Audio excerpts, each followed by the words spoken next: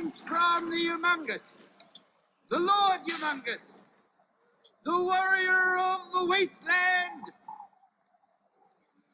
the Ayatollah of rock and roller. Great, thank you. Thank you for that introduction. However, I thought maybe I would do the rest of this lecture without my big mask and my leather underwear. I thought it maybe, be a little more formal, do it here in my office. So anyway, hi everybody, and welcome to Apocalypse, Science, and Society, and our first module. In this module, what I want to do is to just talk a little bit about a few things that we're getting started with here this semester, this summer. Do a general intro to the class and where we're going. A few words of warning. Talk about the syllabus just briefly, because you can get on Canvas and look at that. And then talk a little bit about some of the things that are going to be in the first reading that you are going to be reading for the end of this week and doing some discussion questions on. There's some terminology there that I think is important to go over. All right, so just a few things about kind of the general way this class is going to run in terms of content. I know I already had kind of an introduction to the class video, but this one's a little more, what's the content? What are we really getting into here? And the main thing to think about here is that this class is called Apocalypse, Science, and Society. Why is it Science and Society? And why is it an interdisciplinary course? Well, because we are going to look at scientific aspects of disasters, catastrophes, and apocalypses. Things like we're going to talk about, the geology of tsunamis and earthquakes, and we'll talk about hurricanes and these sort of things, and the physical processes that create these large disasters. But we're also going to talk about sort of the cultural phenomena around the concept of apocalypse, kind of where it comes from historically, and why it's such an important part of modern society. As most folks know, it's hard to look at anything on TV or online and find things that aren't about the apocalypse, right? The apocalypse is a very prominent theme in all sorts of different kind of genres, and so we're going to look at that way in which these two things kind of intermesh. Okay. So, spoiler alert, I'm going to tell you the main point of the class right now. I mean, we're going to obviously get into the detail and get into the weeds a little bit here, but basically, here's the main point of the class. Whether we're calling it a disaster, a catastrophe, an apocalypse, it's always an interaction between dynamic natural forces, things we might call more than human, right? Because sometimes human activities have an impact on those, what we might consider natural forces or processes, and the way in which those natural processes interact with social processes. One of the key points of this class is that the Earth is dynamic, and that human societies tend to underestimate just how dynamic Earth processes really are. Whether we're talking about earthquakes or tsunamis or disease outbreaks, some of these things, when they're for the really large events, only happen every 100 years or so, or maybe even every 500 years. When dynamic Earth events happen on that kind of a time scale, human societies tend not to plan for them because A, they think they won't happen again, B, they feel like they can't necessarily spend the resources to plan and be prepared for events of that magnitude, or they think that somehow things have changed, we've become more modern, or we're not affected by those sort of processes anymore like we were 100 years ago or 200 years ago. And one of the things that I'll show in this class is that idea that we've sort of outgrown disasters and things that could be really major catastrophes and would qualify as what we'd call an apocalypse, this idea that we've outgrown those things is probably misplaced.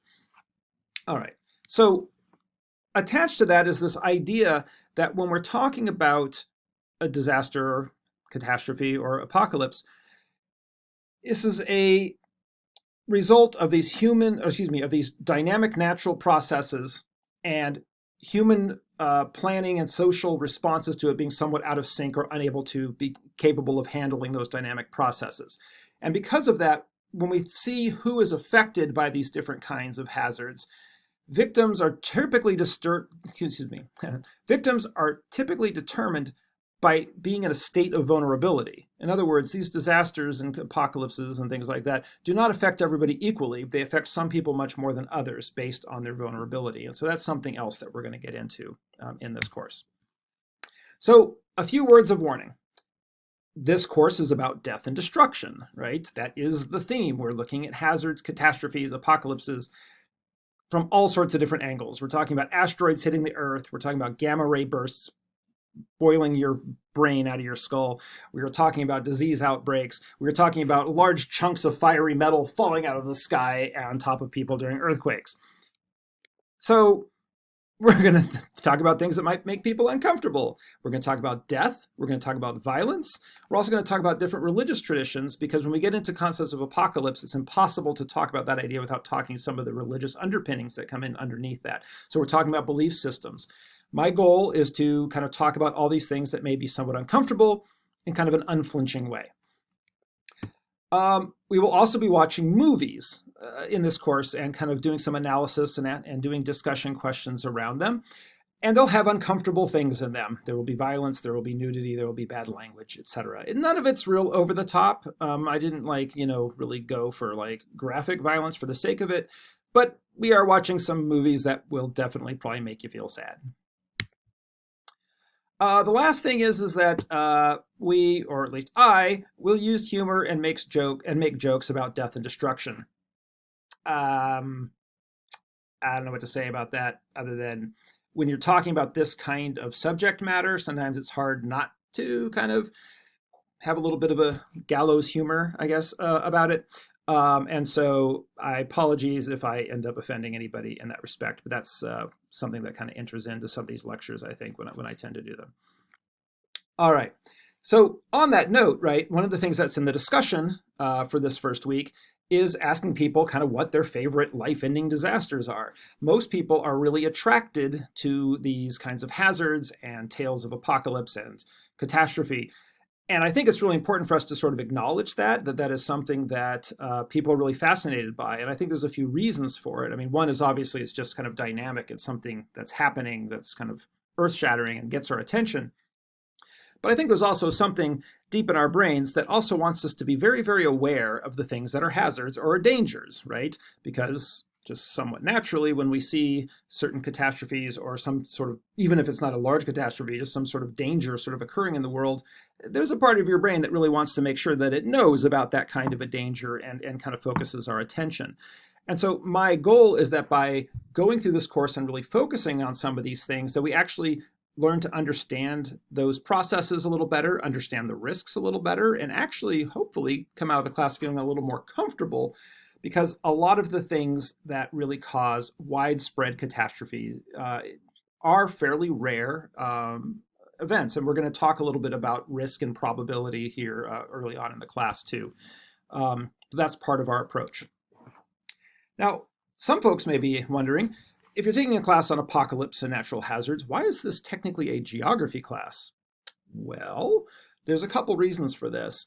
One of the reasons is that, first of all, you have to understand, for those of you who are not geography majors or haven't taken other classes, geographers do more than just map stuff, right?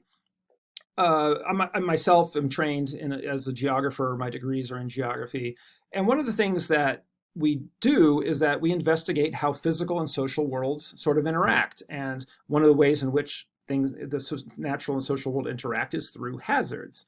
And also, a lot of the methods that geographers use in terms of mapping, looking at satellite imagery, doing planning, risk analysis, hazard studies, mixing physical science and social science methods are really valuable for trying to understand giant catastrophes. Now, for myself, a lot of my research that I've done has been in places with a lot of nuclear contamination, places like nuclear weapons test sites, or also did some research in Fukushima after the nuclear disaster there. Also military bases and sites of bombings and things like that. And so a lot of my kind of research experiences in these places where there's been these giant calamities. And so I kind of come at it from sort of that perspective. All right, so one thing that I should mention, if you have not done it yet, make sure that you're getting on campus and that you're taking a look at the syllabus, because there's a lot of material that we're going to be going over, and it's important that you take a look and kind of keep track of where we're going. one thing I can say is that I tend to be pretty organized. I try to make sure that I have things on Canvas ahead of time so that you can see what's coming. And if you look at the syllabus, you'll have a pretty good idea of just what to expect here in these 6 weeks of class. Okay. So just a few other things I want to say here, because one of the things that we have coming up is we have the, of course, there's the video Children of Men, and we have the discussion about that. But also, you're going to be reading this chapter from, I believe it's called Apocalyptic Transformations. I don't have it in front of me. But you'll be reading part of the introduction. And it's really about these ideas of apocalypse and where they come from. And so I want to say a few things about some of the terms that you'll see in that reading that might be a little complicated. But, the first thing we have to start with is we're going to mention or talk a lot about what exactly it means when we talk about the end of the world, right? Because there's a few different things that we could say about the end of the world. I mean, like for instance, I don't know, what would be a good definition of, or what would be a good way of kind of understanding what the end of the world is? The only thing that is the end of the world is the end of the world. Oh, well, thank you, Obama. That's, I don't know if that's really clear. Could you perhaps kind of like elaborate and kind of explain what the heck that just means? And so you get knocked down, you get up, brush yourself off, and you get back to work. Okay. All right, Obama. Thank you. I kind of get what you're getting at here. Basically, what you're saying is this idea that when we talk about the end of the world, usually it's not so much like the entire Earth really like burns up in a fireball, like, the sun envelops it, and really it's like gone. Usually what we're talking about when we say something's the end of the world is sort of like the end of our world or the end of our social world, right? Like something has sort of unraveled either in our own personal lives or in our particular society or community, right? But this is, I think, a very key point, that when we usually say something is the end of the world, usually there's something that comes after that. And that sounds weird, but that goes back even to some of the religious ideas of what an apocalypse is, right? After the disaster, after the catastrophe, after the flood, after the fire, whatever it might be, something comes after, typically. Not always, and we'll talk a little bit about these different kind of types of apocalypse, but there is this idea that there has, in a sense, already been ends of the world, and we can expect more that we actually recover from. So, like, for instance, many Native American groups consider European contact as the end of the world, because if you lose your sovereignty over your land, if disease has wiped out 90% of your population and completely destroyed your political and social and cultural systems, if religious conversion has also changed your cultural kind of outlook and your cultural institutions and all of that, that is, in a sense, the end of the world, right? In that everything that had happened prior to that has been, in a sense, sort of demolished. Now, there is life, of course, after that. And of course, in many places with indigenous groups, and there's this idea that they have survived that end of the world and are working to try and reestablish kind of what they once had. And I think that's a good way to think about what we might consider sort of an end of the world sort of scenario too, because you have to face it. Anytime your society loses 90% of the people and loses all the power and all these sort of things, it's hard to categorize it as anything but the end of the world, right? So anyway, we're going to get a little more specific as we go through about kind of what we mean, but typically there's something that comes after it, which is kind of interesting. All right, so where does this idea come from of sort of the end? Well, as we'll get into here a couple modules down the road when we get into some of the religious underpinnings, there's actually a pretty long history. A lot of people think of apocalypse or Armageddon or the end of the world as coming out of the book of Revelation in sort of Western philosophical thought. But if you actually go back, historians and literary scholars go back and look at how the story of apocalypse actually even goes before that, and that there were elements of these older stories that actually got brought into book of Revelation and or ideas of sort of apocalypse. And so it's going to be unavoidable to sort of talk about that, particularly in these first few weeks, in terms of the role of religion, in terms of our beliefs about ends of worlds, because many different cultures and many different religions have this idea of sort of worlds ending, right? And so I would argue that whether you personally are religious or not, or this religion or that, you still kind of have to understand these religious ideas about apocalypse in this class, because they underpin so many of the more popular conceptualizations of apocalypse that we actually see in our movies and our stories and in kind of our cultural milieu that we move through. Okay, so just a few terms here that you're going to run into in this reading that kind of connect to that idea. The first term that I want to explain is eschatology. And the definition here is it's the part of theology concerned with death, judgment, and the final destiny of the soul and of humankind. And so you'll run across that word in the reading, and I just want to make sure that we define it. It's basically, the study of apocalypse, if you will. Another term that is a little more complicated that you'll run into in the reading is the term postmodernism. Yeah, you could take an entire course on just what the heck postmodernism means. But essentially, there's a few different ways of thinking about postmodernism. First, to understand what postmodernism is, we have to talk about what is modernism. Modernism is essentially defined in a few different ways, and I have some notes here: epoch, style, or political stance. And so let's think about modernism first. Epoch sort of means time period. There's a time period we think of as the modernist time period. It's this a particular era when modernism was popular. So let me explain what that means. If we think about modernism as style, it has to do with a certain kind of approach in architecture, but also in the arts and in writing. And the best way of putting it is sort of efficiency is kind of a hallmark of modernism. If you think about a lot of the buildings built after the end of World War II, into the 60s and the 70s after that, there's, kind of big blocky buildings. They're not very ornate. They are just sort of functional, right? This idea that things should just be efficient, but also this idea of sort of a trust in authority, in mass production, in sort of things being kind of universal or the same across larger societies, that we all watch the same newscast, that we all listen to the same music. And this is something that might have been sort of true back in the earlier epoch time period, like say the 1960s or 70s, when everybody listened to the Beatles and there was only a couple of news networks to watch and everyone read the New York Times and that sort of thing.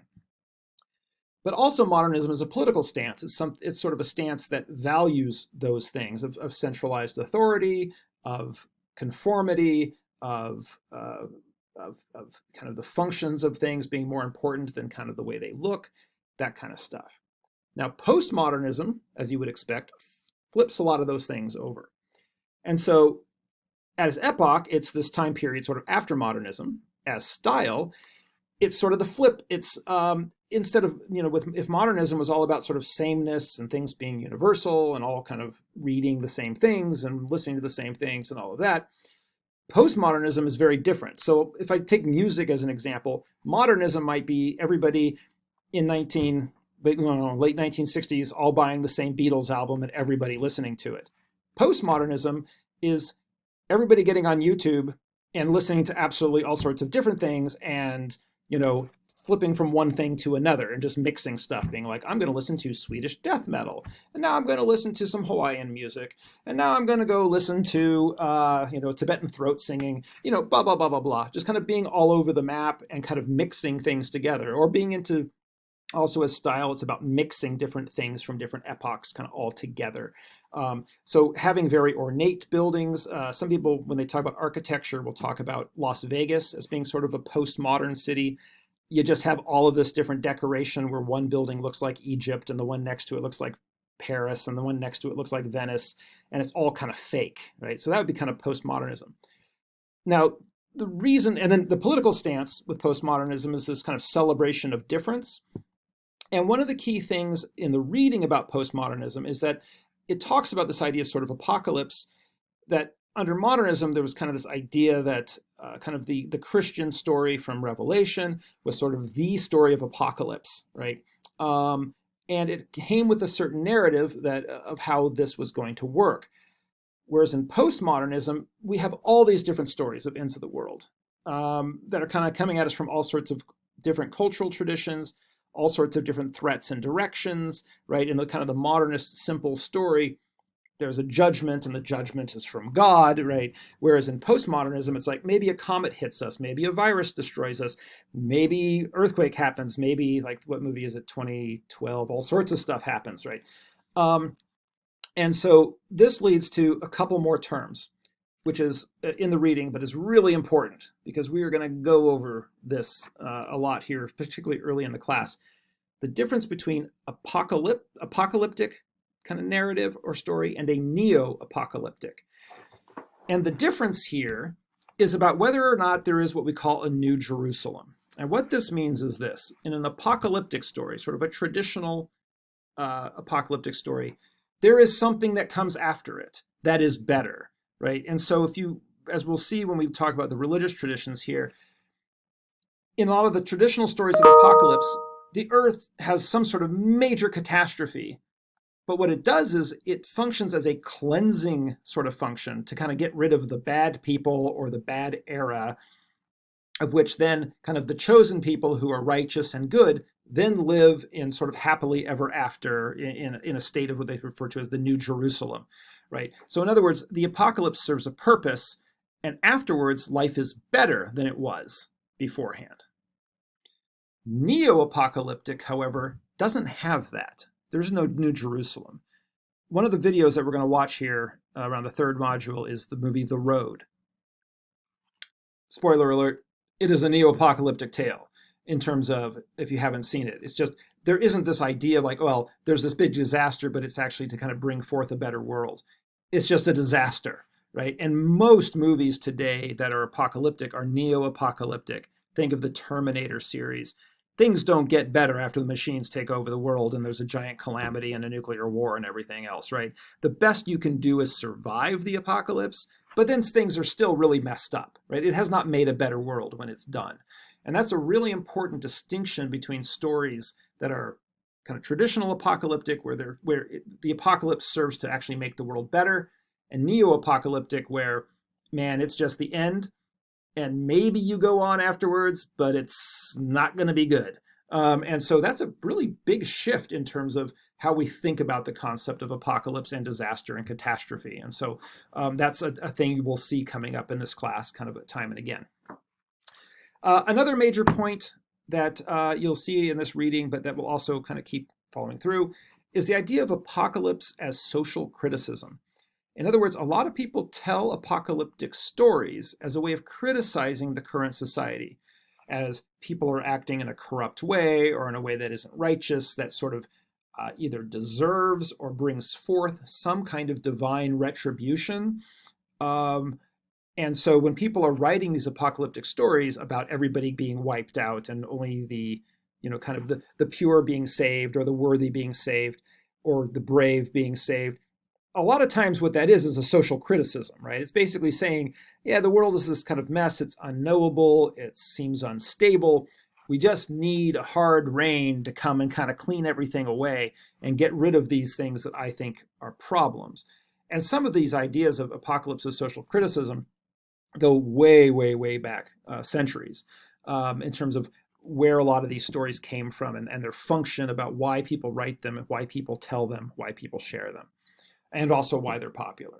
So that's something else you'll see in this reading. Okay. And then, the first movie for this section is Children of Men, which I like because it's this idea, right, of sort of, in a sense, a slow apocalypse, like the human race, even if particular individuals aren't necessarily being killed, the species is going away, right? But it's kind of interesting in that it's kind of a slow catastrophe or slow apocalypse, as opposed to when like meteor hitting the earth or something that's kind of fast, or nuclear war, or those sort of things.